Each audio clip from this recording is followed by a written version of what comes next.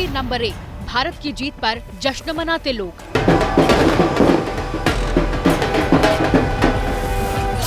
तस्वीर नंबर 2, जीत के जश्न के दौरान पत्थरबाजी।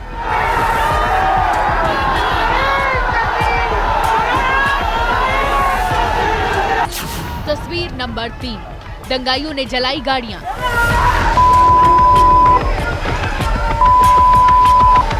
और तस्वीर नंबर 4, पुलिस ने संभाला मोर्चा।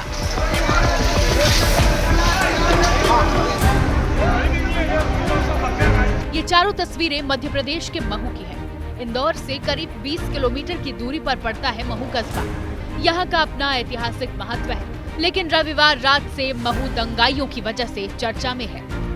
दंगाइयों ने रविवार की रात इन गाड़ियों में आग लगा दी, कार और स्कूटी फूंक डाली।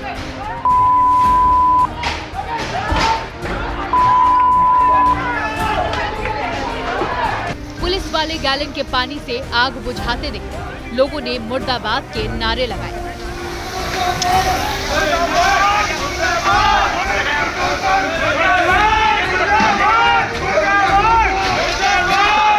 घटना की शुरुआत हुई रात करीब 10 बजे के आसपास। भारत और न्यूजीलैंड का मैच खत्म हुआ था। जीत के जश्न में लोग जुलूस निकालने सड़क पर उतरे थे।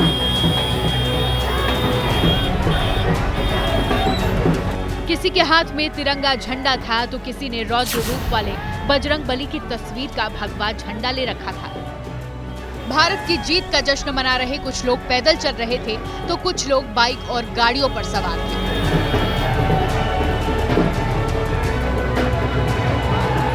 मुस्लिम पक्ष का आरोप है कि महू की जामा मस्जिद के पास जुलूस पहुंचा तो किसी ने भीड़ से मस्जिद में पटाखे फेंक दिए। तनातनी यहीं से शुरू हुई। नारेबाजी और हाथापाई ने हिंसा की शक्ल ले ली। तस्वीरों में आप देख सकते हैं कि मस्जिद से लोग तेजी में बाहर निकलते हैं। जुलूस में शामिल लोगों से उलझ जाते हैं। देखते ही देखते सड़क पर पत्थरबाजी शुरू हो जाती है।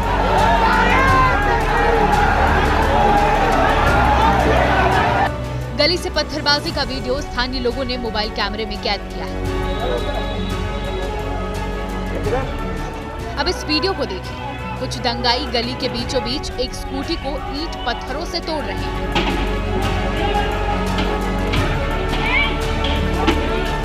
बवाल बढ़ा तो पुलिस पहुंची। उपद्रवी भाग खड़े हुए। मस्जिद के सामने की सड़क पर पत्थर ही पत्थर नजर आ रहे थे। रात को ही शहर काजी जाबिर अली ने कैमरे पर आकर दावा किया कि मस्जिद में सुतली बम फेंकने के बाद तनाव बढ़ा, जिसके बाद जश्न के जुलूस पर पत्थर फेंके गए। तरावी की नमाज चल रही थी, उसी बीच में जुलूस यहाँ से शोर शराबा करते हुए निकला। नमाज से फारिग होकर निकल ही रहे थे तो किसी ने बम अंदर की तरफ फेंका। सुतली बम था वो, और उससे पूरा धुआं उठा और पूरी सिचुएशन क्रिएट हो गई और सारे लोग पैनिक हो गए। इस तरह फिर वो बात बढ़ती चली गई। दंगे की यह खबर जंगल की आग की तरह फैली। शहर के कुछ और हिस्सों में उपद्रवियों ने बवाल मचाना शुरू कर दिया। इस वीडियो में आप नकाब वाले दंगाइयों को देख सकते हैं। चेहरा ढका हुआ है। ईंट पत्थर फेंककर घरों को नुकसान पहुंचा रहे हैं। पहचान छिपाने के लिए दंगाइयों ने अपना चेहरा नकाब से छिपा रखा। पुलिस पहुंची तो शहर में स्थिति को काबू में कर लिया, लेकिन आरोपों के तीर दोनों तरफ से दागे जाने लगे।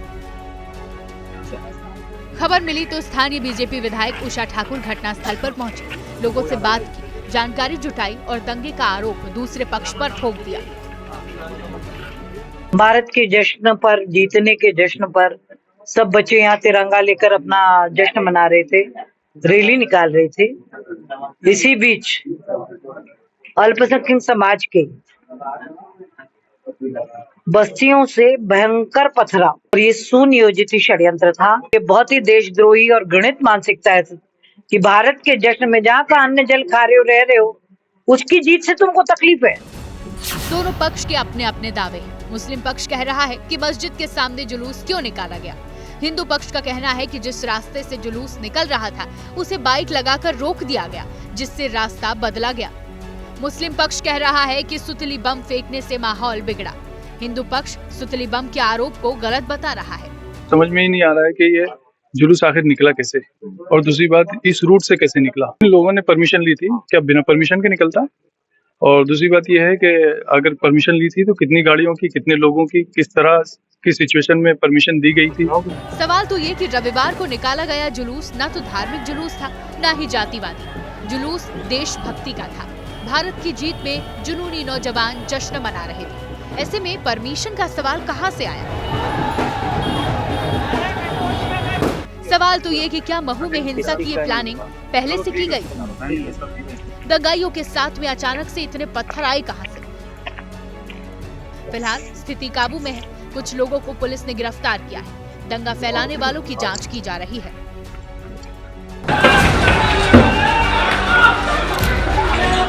1, 2, 3, 4, 5 गिनते जाइए और इन चेहरों को देखते जाइए। महू के ये वो उपद्रवी हैं जिन्होंने शहर की शांति को तहस नहस किया है।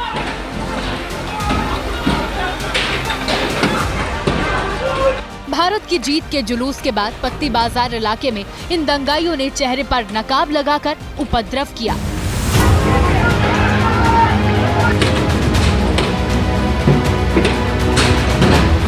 एबीपी न्यूज के रिपोर्टर अंबुज पांडे ग्राउंड जीरो पर पहुंचे, जहां दंगे के बाद के निशान दिन में चीख कर हिंसा की गवाही दे रहे थे।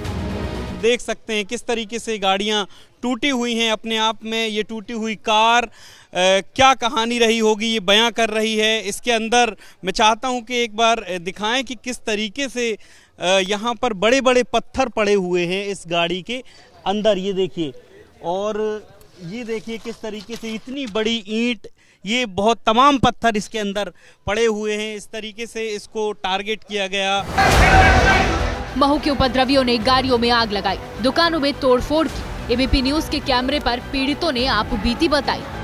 मैच की रैली निकल रही थी, उसके बाद अचानक से उधर से भगते हुआ इधर से भगते हुआ वो पथराव चालू कर दिए। ऊपर तीसरी मंजिल तक देखिए निशान दिख रहे हैं, इतनी ऊपर तक पथराव करा। यहाँ पर जितनी गाड़ियाँ थी सभी में तोड़फोड़ करी, आग लगाई। गाड़ियाँ इकट्ठी करी हैं और यहाँ थर्माकोल रखे हैं, सब जमा के फिर आग लगाई है। और यहाँ पे कोई भी दूसरा पक्ष का नहीं था। पेट्रोल बम लगा के वके हैं और आग उसी तरह लगाई गई है। जिस जामा मस्जिद इलाके में हिंसा की शुरुआत हुई, एबीपी न्यूज की टीम दिन में वहां भी पहुंची और हिंसा की हकीकत को जानने की कोशिश की। ये तो यहाँ पर ही वो घटना हुई थी और ये यही सेंसिटिव इलाका था जहाँ से इस घटना की शुरुआत हुई। और कहा जा रहा है कि एक दूसरे पर दोनों पक्ष आरोप लगा रहे हैं, लेकिन पुलिस का भी ये दावा है कि फ़िलहाल हालात सामान्य हैं, पर एहतियातन वो यहाँ पर तैनात हैं। हिंसा के बाद बीजेपी के सांसद और विधायक कह रहे हैं कि दोषियों को बख्शा नहीं जाएगा। भारत जीतता है तो उसकी आतिशबाजी से नफरत क्यों करते हो? और अगर तुम्हें इन पटाखों से नफरत है तो डॉक्टर मोहन यादव की सरकार के डंडे के पटाखे खाने पड़ेंगे। अब पुलिस रविवार की रात के दंगाइयों के चेहरों को पहचानने की कोशिश कर रही है। पता लगाने में जुटी है कि उपद्रवियों के हाथ में इतने पत्थर अचानक कहां से आए। सीसीटीवी से पहचान की जा रही है। अराउंड 13 लोगों को अरेस्ट कर लिया गया है और बाकी लोगों को भी पुलिस चेक कर रही है। सीसीटीवी फुटेजेस पुलिस के पास उपलब्ध हैं, उन लोगों को चेक कर रही है कौन लोगों ने कल शांति भंग करने की कोशिश की है और उन पर पुलिस सख्त कार्रवाई करेगी। पुलिस ने हिंसा के आरोप में दर्जन भर उपद्रवियों को गिरफ्तार किया है। कुछ लोगों के खिलाफ रासुका लगाए जाने की तैयारी है। हिंसा के विरोध में हिंदू संगठनों ने महू बंद रखा।